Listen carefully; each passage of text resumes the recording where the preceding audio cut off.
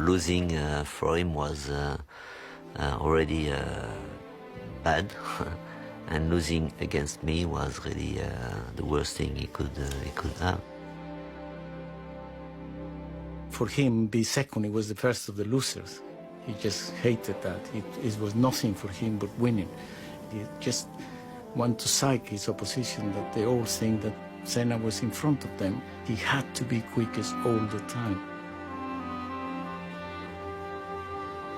Ayrton would enter a corner faster than he'd ever been before and trust that something inside Ayrton Senna would help get him and the car around the corner. And that's an act of trust or faith or whatever you want to call it. He prepared his chance, but when it was there, he took it. And when you want to correct it, no way. That was a crash, you know. So in the end of the day, when you saw the yellow helmet, you know you're in troubles. I always thought that he was just too intense about winning, and he actually believed that he had a God-given right to win.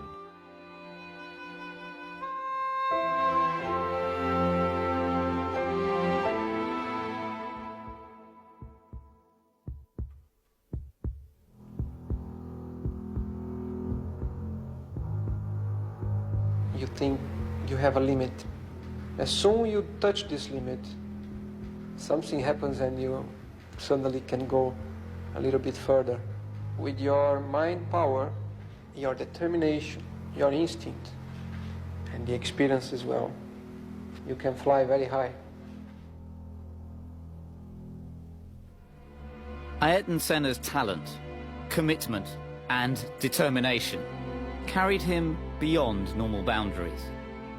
He displayed a supreme ability behind the wheel of a racing car, but he also demonstrated an immense depth of character, of thought, and of emotion.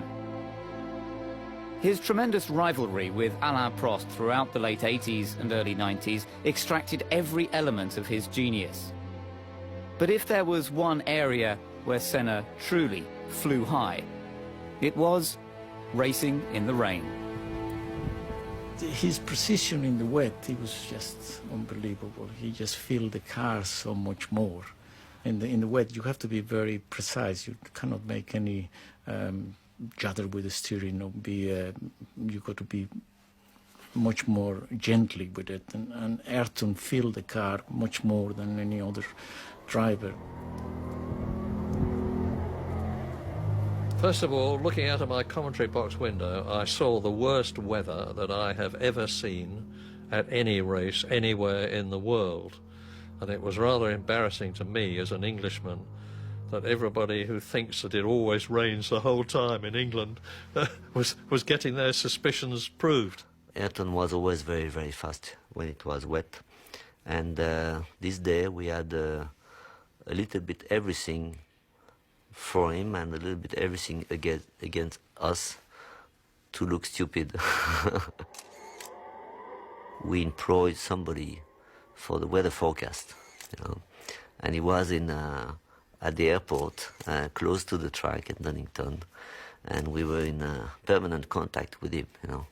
So we started the race, and then he was saying to us, I mean, not to me, not to the engineers, that you know, we had a shower and a big shower, so we had a few spots, and then I stopped for the tires, and then we had just a few stops, and then dry, you know. And then every time he was saying something, it was the opposite. And I had the sad record of 7 times changing tires, but 6 times in the wrong way anyway, you know. He was already pissed off anyway all the year about having this engine, this Ford engine in his McLaren, because he wants to fight for the championship, and through the numbers he know that he's not going to fight for the championship. So all what he could do is to wait for special circumstance, and then to show everybody again what he can do. And that was a special circumstance. And all what he want to, he puts in his head, in the first lap, he's going to come back first, you know, because he's going to make everybody stupid. And that's exactly what he did.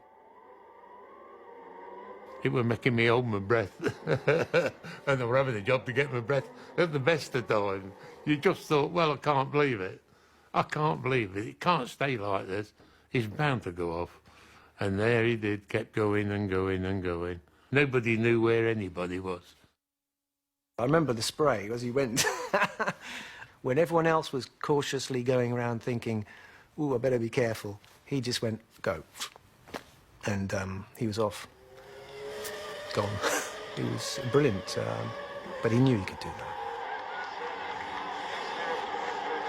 I was there, and it's the other end of the pitch to give the trophy away, and I should have still been in hospital till the following Tuesday with heart problem I had. But when I got onto the podium, you'd forgot all about you were ill. You felt 18 years of age. To see the happy face he'd got, it was unbelievable.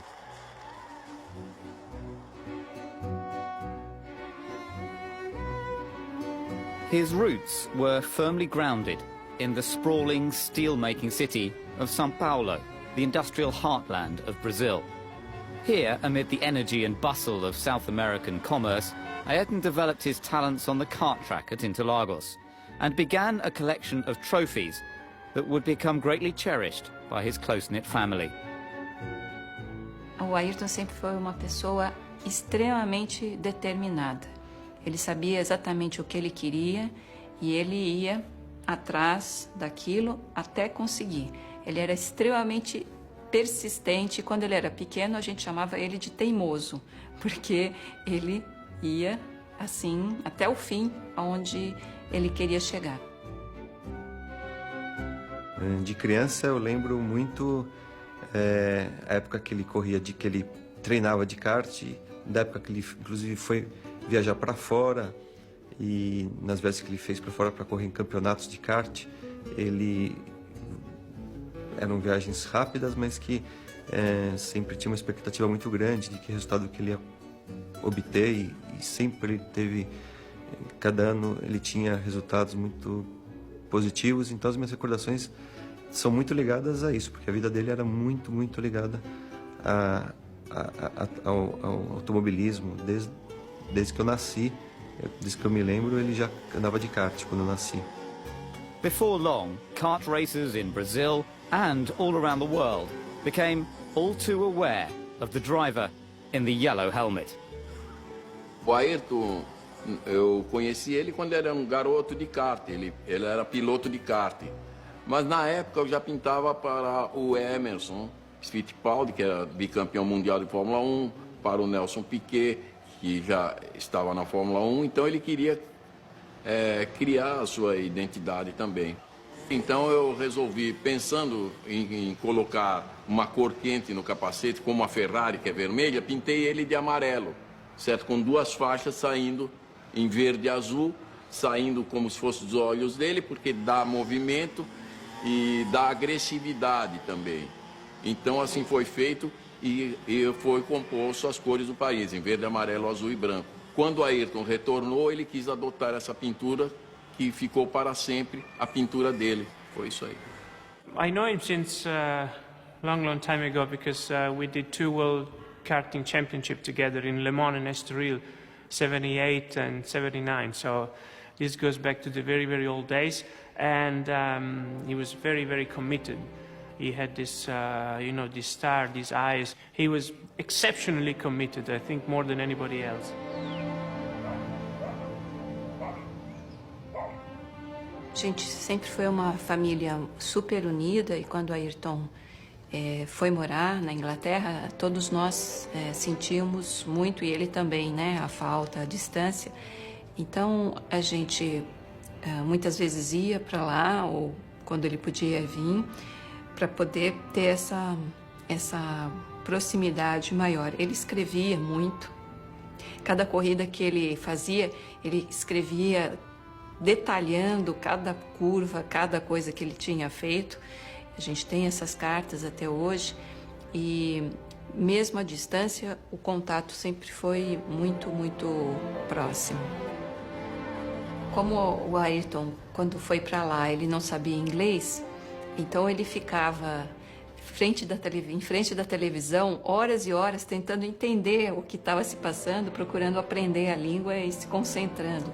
Ele também não sabia cozinhar, nunca soube, e na verdade ele passou alguns anos comendo ovo frito, ovo cozido, ovo mexido, todos os tipos de ovos possíveis e imagináveis, porque era o que ele conseguia fazer.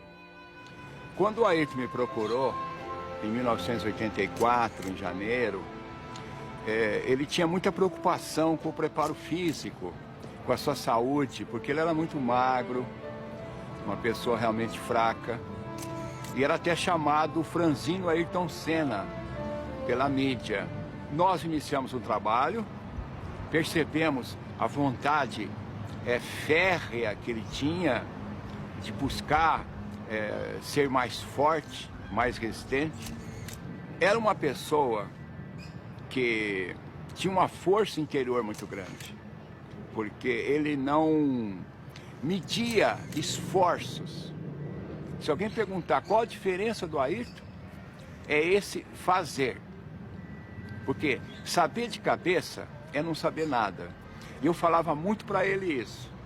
Ayrton, o sábio não é o que sabe, o sábio é o que faz aquilo que sabe.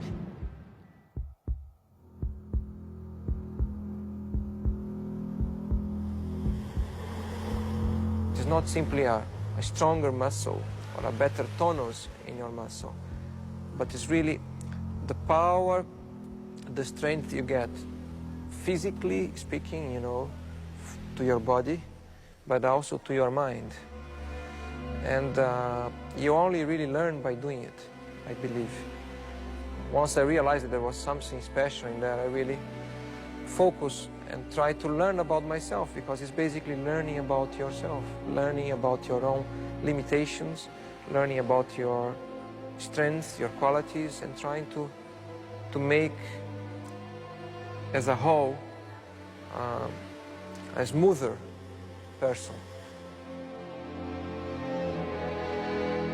I don't remember exactly, but certainly in 1983, I was very much aware of him in Formula 3 in England, and he was very persistent, about winning. He was very good at that already that early in his career, but very persistent about trying to persuade Patrick and myself to let him test his first drive in a Grand Prix car, in a Formula 1 car.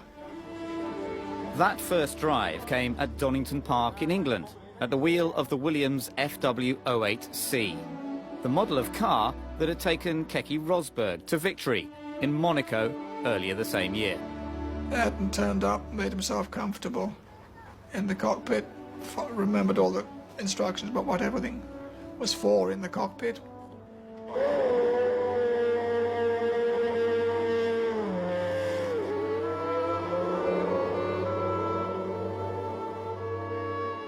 At the time, he was only halfway through his first season of Formula 3, but he was totally undaunted by the Grand Prix car with triple the power of his usual mount. I set off, did what we call an out and a straight back in lap to check over the car mechanically. And then over the next 21 laps, I think it was, he just went off a second quicker than the car had ever been around there. And then said, I think that's all right, I've got enough in my head, got out of the car and went home. So we were quite astonished. In that particular day, it was obvious that his brain was in total control of everything else, was just ahead of the game, clearly belonged in a Grand Prix car. He was born for that, if you like. We weren't ready to put him in the team in '84, partly for contractual obligations to other drivers. And then he went off to Lotus and then to McLaren.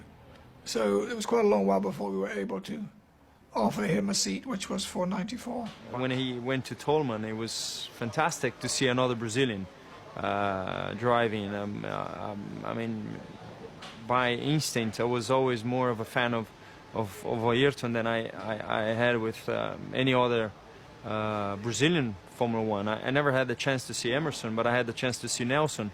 With Ayrton, it was different. I felt like you know, he was driving tremendously, and he was going to be a champ. I remember we had a discussion about top drivers like Nelson Piquet or whatever.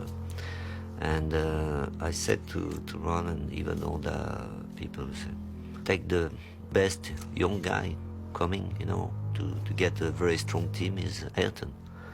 They all said to me, why you want to have Ayrton, you know? I said, yeah, why not, you know, I mean, it's thinking about the team. So having a teammate like Ayrton was very, very different to all the teammates I had, you know. And also for Formula One, it was really exceptional to have two drivers of this same caliber. When Ayrton came into Formula One, Alain Prost was the top. He was number one, and he was the one that he wanted to catch. He wanted to beat him. And when he started testing with us and racing with us, he was not interested in anybody else in the grid. You know, just Alain, what time did he do? What tires is he using? What rear wing has he got? What springs has he got? He just wanted to know what Alain was doing, and that's the one he wanted to beat. He was a man like no other man I had ever met before. He was almost a mystic. He was very, very, very intense. He was a charismatic personality. He could be absolutely charming, but there was another side to his character. He was absolutely ruthless when he was in the cockpit.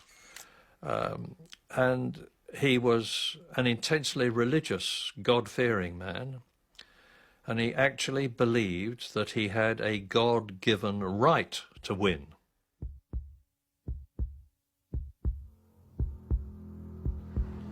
The main thing is to be yourself and not allow people to disturb you, to be different because they want you to be different.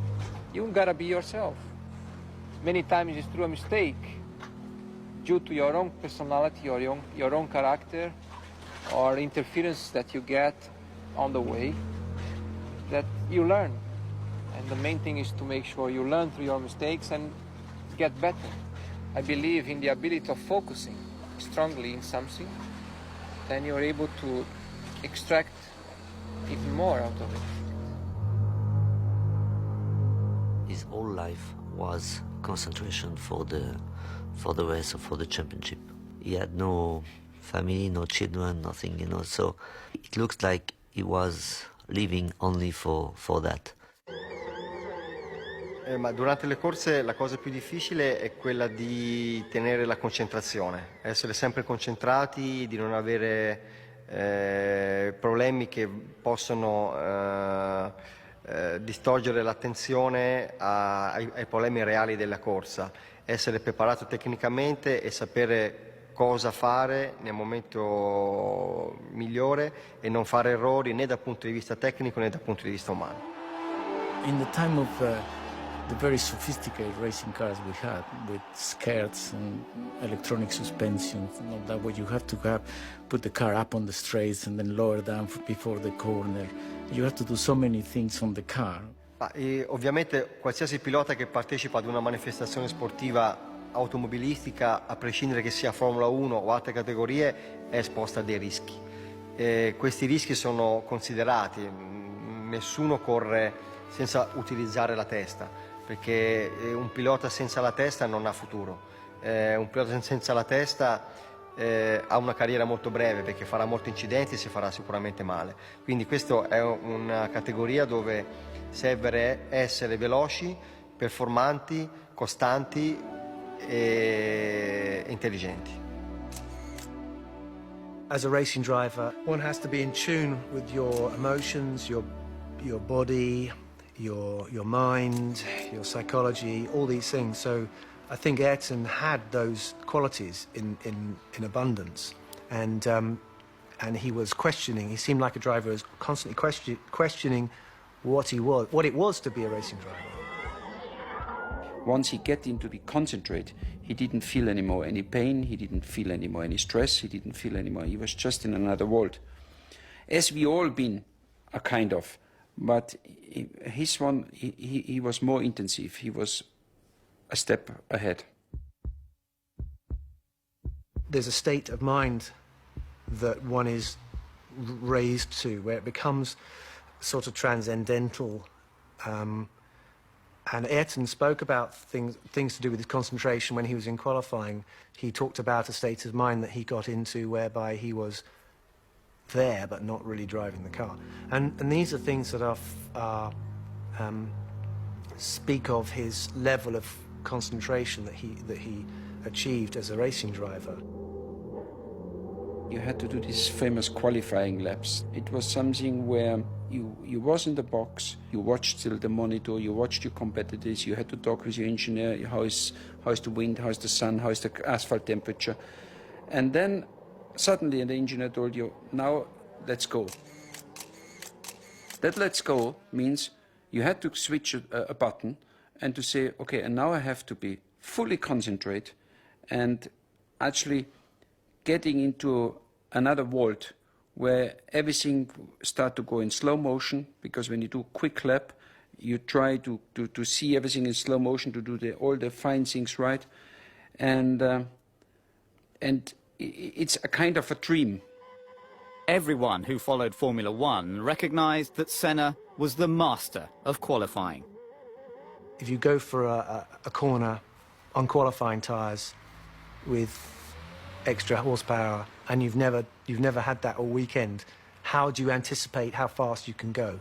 How do we know how fast the car is capable? So Ayrton would enter a corner faster than he'd ever been before and trust that something inside Ayrton Senna would help get him and the car around the corner. And that's an act of trust or faith or whatever you want to call it. He explored his ultimate capabilities more than any driver seems to have done. The thing with him, he was such a good driver that he used to adapt to the car. When he couldn't make the car going quicker, you know, he could make quicker a wheelbar or whatever you give him in his hands, he could make it quicker, because he changed the car and he didn't get it to his liking. Then he adapted to the car. How many times you have a car that is perfect how you like it? When you have a car that is perfect, Alain was unbeatable. Alain Prost was really good when the car suited him, but it suited him just a few times, not always. I was doing all the tests, and in winter I was not testing. I was doing all the tests for him, and to set up the car, I don't think he was the best driver, but driving mentally and getting the pole and being quick on one lap, and he was really the best, you know. So I don't think I learned very much, because it's a little bit easier to learn about the car and the way you can improve the car than the mental way, because you cannot change your mental just like this when you decide it, you know. Fórmula 1 tem uma exigência absurda. Não sei se você sabe, o piloto tem uma frequência média de 180 batimentos por minuto. É uma loucura, com picos de 220, 230. E apesar de ele estar num carro aberto, o calor é muito grande. Então a exigência do piloto é completamente diferente de qualquer esporte. É muito estressante.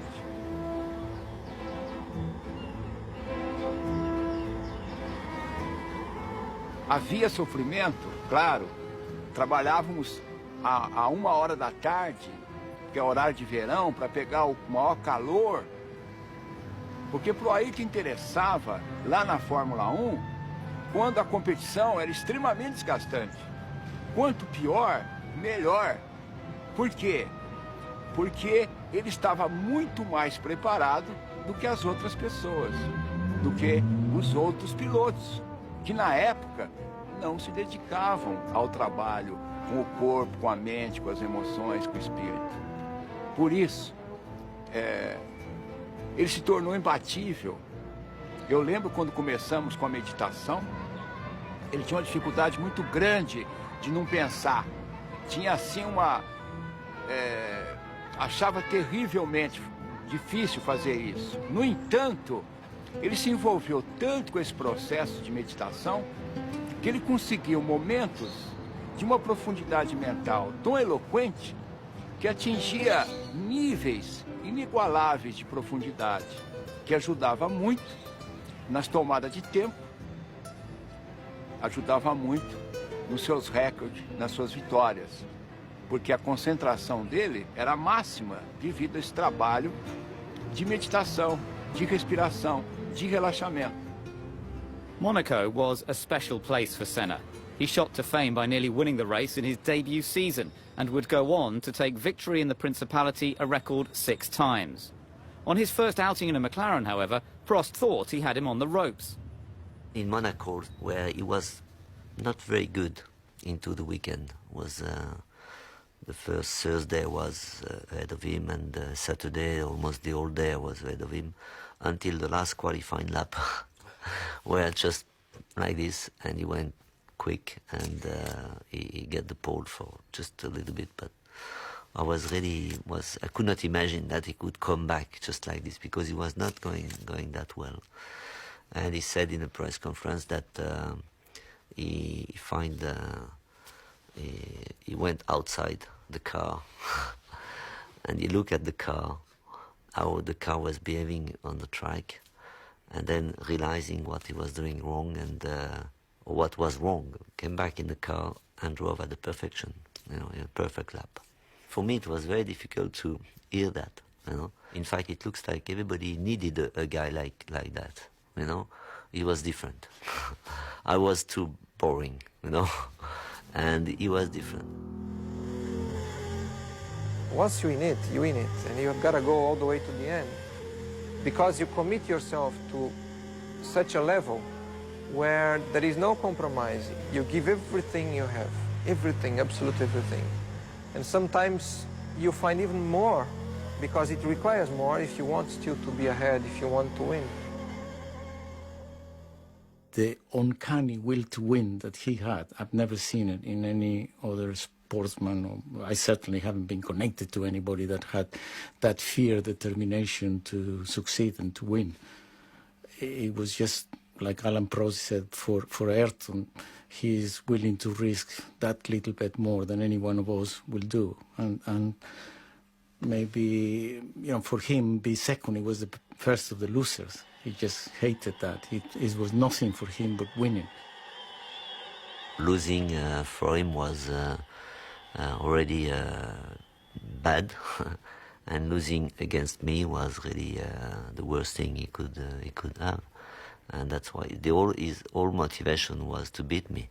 And I can remember we went to the Bercy karting event, and he was there watching on the big screen Alain Prost driving in the kart. And he never took his eyes off that. And he watched Alain Prost driving a go-kart. He knew that to be world champion, he had to beat Alain, because he was #1 at the time. I remember one race, and I think it was the Belgium Grand Prix. Ayrton always used to try so hard in qualify that after qualifying, before he took his overalls, he sit in the corner of the track and he just gets all his adrenaline back. Alain and I were looking at the times, and Alain said, I just can't believe how he could be so quick. Where is he beating me? Anywhere else, but here, I always quick here. How he can be? And then as I look at Ayrton was sitting up in front, and he look at me, and he winked an eye, and I thought that he just felt so satisfied I have beat Alain, and he had recognized that I'm quicker than him, and it was so, for him, that was kind of a stage in his career, and he thought, well, I can now begin to think of being world champion. When Ayrton came along in his footsteps, his approach was in many ways similar. It was cerebral. That means he used his head at all times. But he did so with more dash and determination than you ever saw in Alain. Alain had plenty of determination. He never exposed it. Ayrton, it was all about drive and courage and let's go for it. We'll just leave the rest to me when he was in the car. Formula One drive, all sportsmen are gigantically competitive. They're there to win, and you've got two very different people in Alain Prost, the professor, who was quiet, very quiet. He always spoke very quietly indeed, Very, very smooth, very experienced, up against Senna from South America with a very different temperament. And so it could not have been better from a journalist's point of view or a commentator's point of view. The fact that we were fighting so hard together, we were putting the level of, the performance of the car and the team at a very high level. And if you're talking about the briefings, we were spending 3, 4, 5 hours into the briefing. It was for 2 reasons. First reason is to improve the car and the team. And the second reason is to be sure that we could not forget something that could suit us or suit me, for example, better than Ayrton, or Ayrton would think of something suit me better than Alain. At the end, it could also become a psychology. If you have a briefing, there's no way that I could go out of the briefing before Ayrton. And Ayrton could not go out of the briefing before me anyway. So we were going out together. I waited for 4.5 hours outside the motorhome while they were having this minute discussion about this and that. And then the door opened and Alain Prost came out. He came down the steps and I said, "Alain, in God's name, what do you talk about in there for 4.5 hours?" And he said, "Oh, Murray," he said, "this and that, but I do not like to be the first to leave." The intense nature of the battle between the two McLaren teammates led to a deterioration in their personal relationship. Other teams and drivers were simply not at the same level, so Senna and Prost focused on one another, both in and out of the car. But that was part of the fight we had anyway. Everything was tough. On the track, outside the track, setting up the car, all kind of things was really just at the limit all the time. We also knew that if we were quick and fast and a winning car, that was also because of us, because of the drivers, because we were dominating, Formula One. It's not pretentious to say that. Eu acho que o Ayrton e o Alain foram pessoas que precisavam muito uma da outra, porque para eles poderem desenvolver os próprios potenciais no top, da forma mais perfeita, a competição do outro ajudou justamente a chegar nesse desenvolvimento máximo. Acho que o Ayrton não seria o que ele foi sem um Alain Prost. E vice-versa. Acho que o Alain não teria sido o que ele foi sem o Ayrton Senna. Uma vez perguntaram para o Ayrton se ele tinha inimigos. E eu acho que o Ayrton respondeu uma das coisas mais lindas que ele respondeu em todas as suas muitas entrevistas. Ele disse que a vida era muito curta para se ter inimigos. Então, eu acho que, às vezes, a vida é mais curta ainda do que a gente pensa, como aconteceu com ele. Eu acho que essa frase é perfeita, seja no momento que ele e o Alain eram inimigos, ou depois, que nem eram, mas para qualquer condição como essa, eu acho que essa frase é perfeita.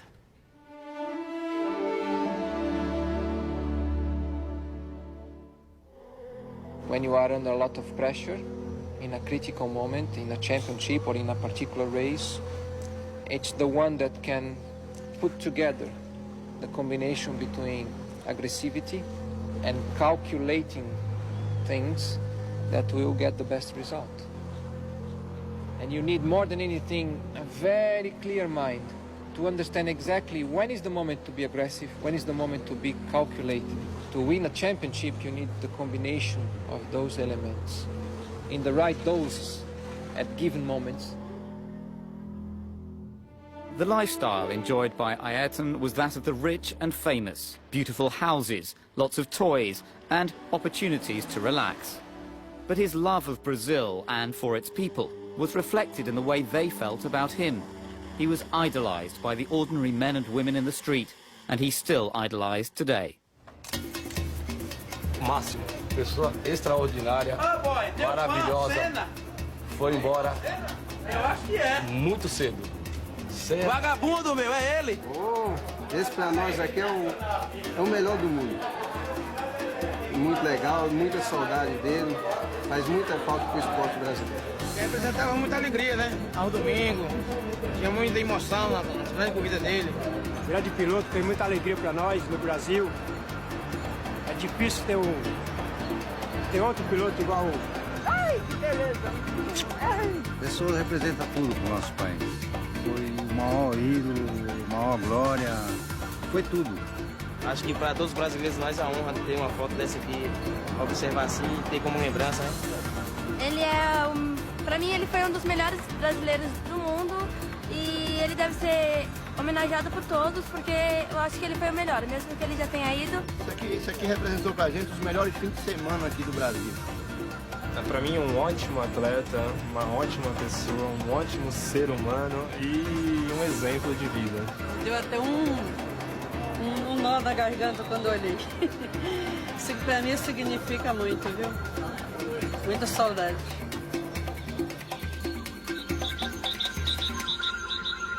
Despite the access that Ayrton had to his own slice of paradise, he was always aware that there were many Brazilians who battled not for world championships, but simply to put food on the table and keep a roof overhead. And it mattered to him more than many people knew.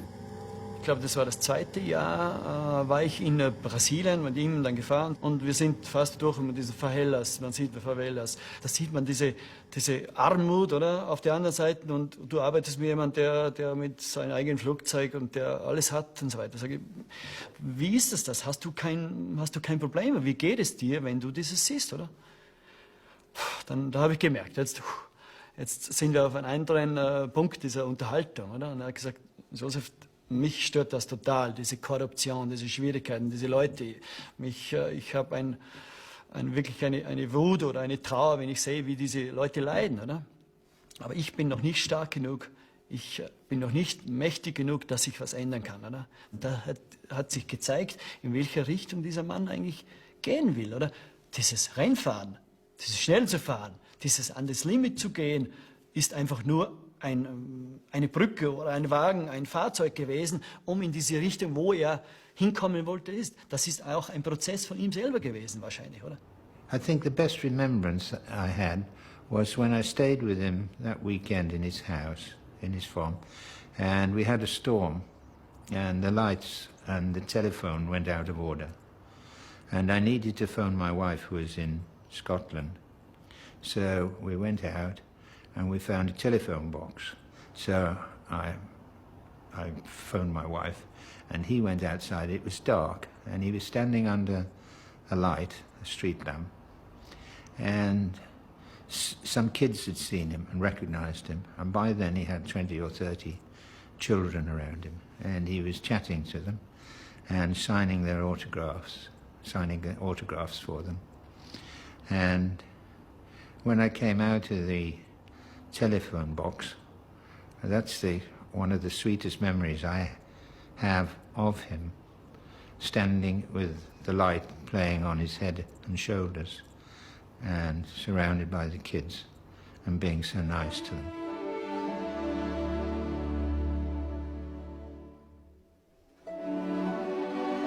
Dois meses antes do acidente, o Ayrton me procurou e disse que ele gostaria de fazer alguma coisa para ajudar crianças e jovens e me pediu para pensar a respeito e a gente voltaria a conversar. Só que essa segunda conversa não pôde acontecer, porque logo depois, 2 meses após isso, já aconteceu o acidente e então minha família e eu decidimos levar adiante essa ideia e plantar essa semente que o Ayrton deixou e foi assim que nasceu o Instituto Ayrton Senna. Dividir, compartilhar uma coisa que ele teve a chance de ter, mas que a maioria das crianças brasileiras não teve, que se chama oportunidade. Oportunidade de ter educação, de ter saúde, de ter futuro e esperança. Ayrton's standout amongst Grand Prix drivers was that he knew there was something outside Formula One. And I think he made that his mission in Formula One to build himself a platform so that he could express how he felt about things to do with humanity, things to do with people. And maybe his approach within Formula One was ruthless sometimes, maybe not humanitarian even, but there's no question that what he felt was a deep empathy with mankind and with the problems in the world. We are made of emotions. We are all looking for emotions, basically. It's only a question of finding the way to experience them. There are many different ways of experiencing emotions. Perhaps one different thing, only that one particular thing that Formula One can provide you is that you know you are always exposed to danger. Danger of getting hurt, danger of dying.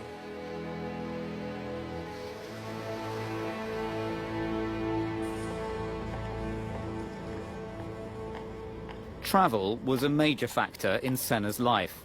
To ease the strain, he acquired his own aircraft and employed the services of a private pilot.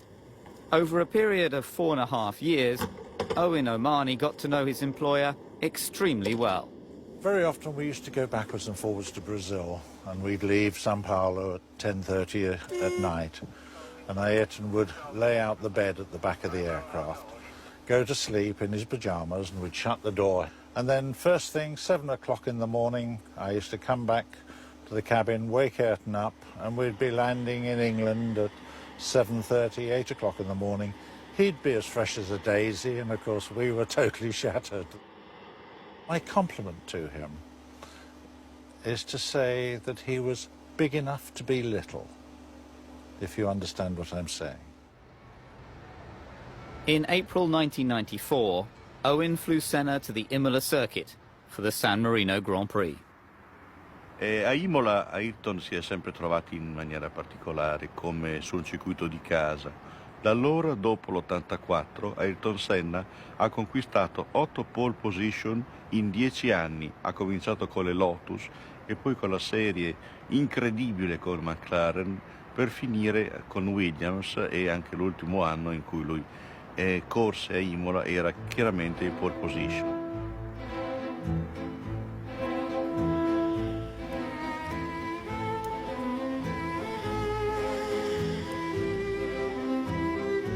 Lui era solito scendere non a Imola città, ma soggiornava a Castel San Pietro, dove c'era un albergo che gli piaceva particolarmente, aveva la pista per l'atterraggio dell'elicottero, era particolarmente chiaro.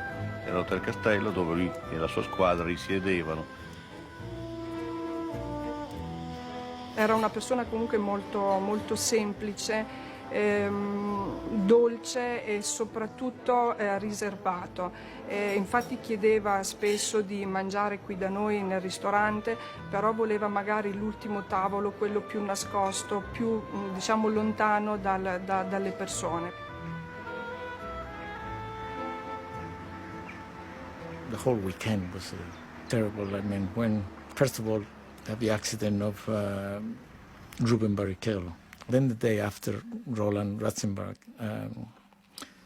and Ayrton only met him the day before, because it was his first Grand Prix, and he was very upset about it. The team manager for Ratzenberger arrived, so I had to tell the team manager what had happened, and Senna was standing alongside me when I did that, and the team manager went away, and then Ayrton got very, very upset and cried a bit. And that's when I said to him, you know, Ayrton, you've been 3 times world champion, you're the fastest man in the world, and you like fishing. So I said, why don't you quit? And I'll quit, and we just go fishing. So when you asked him a difficult question, he wouldn't answer immediately. He would think. And you could see he was thinking, and how was he going to deal with that suggestion? And then finally he said, Sid, I can't quit. And I suggested to him that he didn't drive the rest of that weekend. And he said, and I've got to drive. I've got to drive tomorrow. He said, there's no way that I can stop driving at the moment. A special hello to our dear friend Alain. We all miss you, Alain. In the morning, when we had this TV coverage, so I was doing my job, and then we look at the commentary of Ayrton, and the first thing he says is not, okay, I take this corner in first gear, second gear. He said, this first hello to Alain, Alain, I miss you. And I was really, on live, and they put that in the morning, they put that before the rest. I mean, again, people, so at the end it was like a sort of, all the friendship we had was a little bit hidden, with all the fight we had was really, just, we in the last 2 weeks, we had a sort of, so, that's good, but in a strange way also. The last thing I remember in one life was there, of course, as a Ferrari driver, the Italians have a special way to celebrate you. And when they announced my name, the Italians was jumping and shouting. And I was just in front of his car, and he was in the car, and he looked to me, and he was laughing and things. So you really could see we was friends. It was an honest laugh. He was even happy if something went well for me. And that actually is the last time I really looked to his eyes, and we just been we seen each other. There have been many heavy accidents before. I had a very heavy accident in '89. I nearly died there, and Ayrton, one day after, Ayrton found me in the hospital, how I am, and I said to him, I'm okay, but I think this corner, it's very dangerous, and I think one day somebody gonna die there. It's too dangerous, and should be doing something. But okay, we was talking a bit, and then we went to testing to Imola a couple of months later, and Ayrton and myself say this corner should be changed, and we walked to this corner, and we looked how it could be changed, and we looked over the wall, and Ayrton says to me, but look, Gerhard, cannot change this. There's a rebar behind, so there's no way to move the wall. And we look both and say, yeah, unfortunately there's a river behind, we cannot move the wall, so that's how it is, and we walked back again. And it was exactly the point where he died.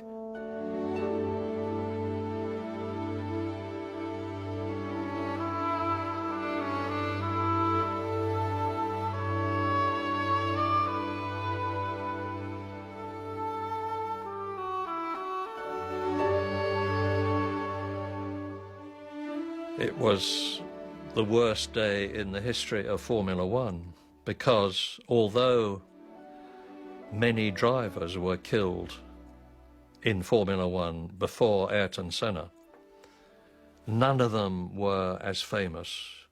None of them were respected and idolized worldwide like Senna was. And the impact of Senna's death on Formula One in particular, motor racing in general, and the world at large, was like had never happened before, has never happened since, and I pray that it never does happen again.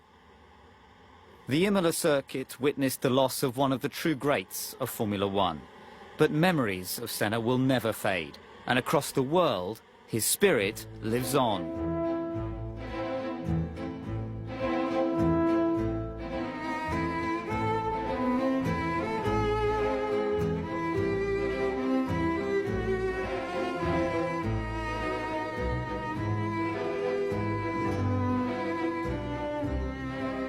A ideia que eu tenho é que ele está muito próximo. Eu não sei como explicar. Eu sei apenas sentir.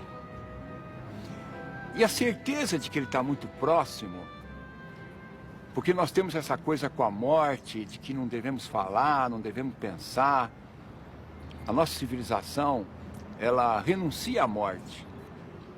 Então, esses 10 anos parece que fica mais profundo, mais intenso, porque vão surgindo coisas no nosso inconsciente, esquecidas da sua meiguice, da sua forma de ser tão simples, que era a coisa que mais me marcou, era o jeito dele, humilde, simples.